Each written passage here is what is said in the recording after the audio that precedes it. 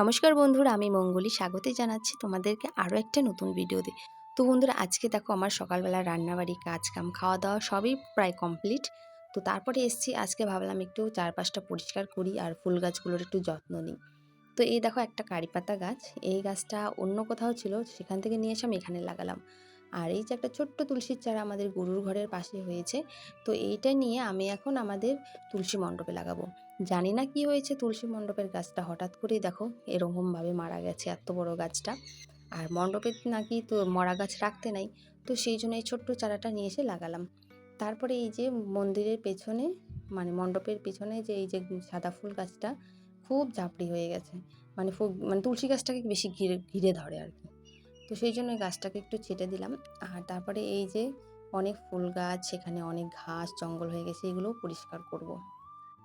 তো তারপর ভাবলাম একটু ঘাস ফুল গাছগুলোকে আলাদা করে লাগাই। তো এই যে ড্রামটা দেখছো, এইটা আমার শ্বশুরমশাইয়ের ড্রাম। তো ওনাকে বললাম যে বাবা, এই ড্রামটাকে কেটে ফেলবো, তাহলে আমার একটা সুন্দর ফুলের টব হবে।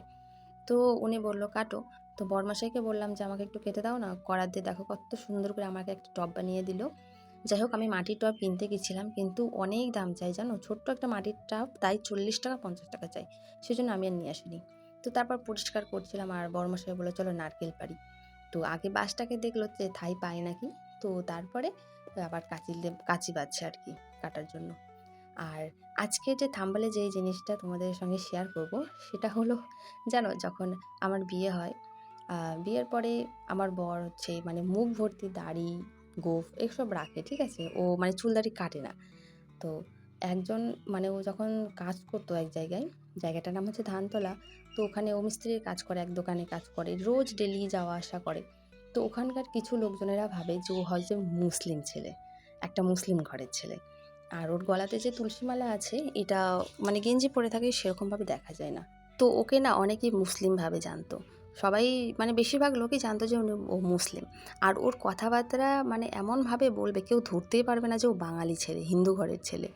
তো যখন আমার বড় মেয়ে পেটে আসে, তো তখন ডাক্তারের কাছে যাই, প্রথম যখন ডাক্তারের কাছে যাই, তো আমার সঙ্গে আমার শাশুড়িও গেছিলো, আমার বড়ও গেছিলো। তো ওখানে একজন মহিলা, ওখানেই বাড়ি, উনি হয়তো প্রতিদিন ওকে দেখে। তো ওখানে গিয়ে বলতেছে যে এই ছেলেটা কে হয়, আমার শাশুড়িকে বলতেছে। তো বলছে এটা আমার ছেলে হয়। বলে ছেলেটা কি হিন্দু? তো আমার শাশুড়ি মা বলে কেন হিন্দু না, ও তো আমার ছেলে। তো বলে ওকে আমি অনেক দিন থেকে আসা যাওয়া করতে দেখি, ধানতলাতে কাজ করে। আমি না ভাবি যে ও মুসলিম, কেননা ও যেভাবে কথা বলে আর ওর মানে মুখে ফেস কাটিং, ও তো অনেকটা উঁচু লম্বা, আর মুখটো দাড়ি গোঁফ ভর্তি, অনেকেই ওকে মুসলিম ভাবে। তো উনি বলল যে আমি না এতদিন এই ছেলেটাকে মুসলিমই ভাবতাম জানো। তো তারপরে আমার শাশুড়ি বলল না, ও আমার ছেলে, ওর গলাতেও তুলসীমালা আছে।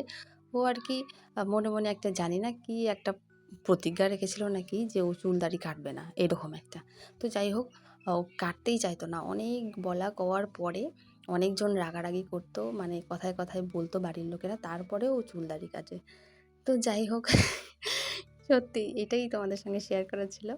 আর তখন তুমি দেখতেই পাচ্ছ, তোমাদের সঙ্গে গল্প করতে করতে ভিডিওটা প্রায় শেষই হয়ে আসলো। বেশি বড় ভিডিও দিলে ভালো লাগে না, আমারও ভালো লাগে না, তোমাদেরও ভালো লাগবে না। তো দেখো আজকের যা কাজকাম ছিল, তো আজকে মানে চারদিকটা একটু সাফসাফাই করলাম। কেমন লাগছে জানিও। আর এই আজকের যে ভিডিওটা, এই ভিডিওটাও কিন্তু আমার অনেক আগেকার। কেননা যেদিন আমি ভিডিও মানে শ্যুট করতে পারি না, সেদিন আমি আগের ভিডিওগুলো এডিট করে করে দিই। তো কেমন লাগলো জানিও। আর বাড়ির লোকটা পুরোই চেঞ্জ ছিল, আলাদা ছিল, তখন ঘরের মেঝেও মাটি ছিল। তো আজকের মতো এটুকুই থাক। কেমন লাগলো অবশ্যই জানাবে কিন্তু। আর যে যেখান থেকে ভিডিওটা দেখছো, একটা করে কমেন্ট করে যাও। ততক্ষণ সবাই ভালো থেকো, সুস্থ থেকো, দেখা হচ্ছে পরের কোনো ভিডিওতে।